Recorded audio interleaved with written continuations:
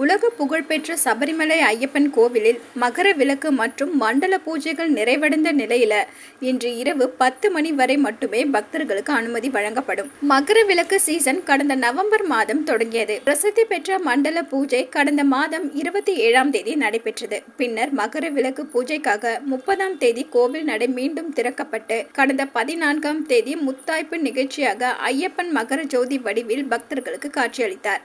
நடப்பு சீசனை முன்னிட்டு நேற்றுடன் நெய் அபிஷேக கலபாபிஷேக வழிபாடுகள் நிறைவடைந்தது. கோவில் இன்று இரவு 10 மணி வரை மட்டுமே பக்தர்கள் தரிசனத்திற்கு அனுமதிக்கப்படுவார்கள். தொடர்ந்து இரவு மாளிகாபுரத்து குருதி சமர்ப்பண சடங்குகளுக்கு பின் கோவில் நடை அடைக்கப்படும். மகர விளக்கு சீசன் நிறைவாக நாளை அதிகாலை 5 மணிக்கு கோவில் நடை திறக்கப்பட்டு நிர்மால்ய தரிசனம், கணபதி ஹோமம் மற்றும் அபிஷேகம் நடைபெறும். காலை 6:30 மணிக்கு பந்தளம் ராஜ குடும்ப பிரதிநிதி சாமி தரிசனத்திற்கு பிறகு நடை அடைக்கப்படும். நாளை பக்தர்களுக்கு தரிசன அனுமதி இல்லை. அத்துடன் நடப்பு மண்டல மகர விளக்கு சீசனுடன் தை மாத பூஜை வழிபாடுகளும் நிறைவு பெறும்.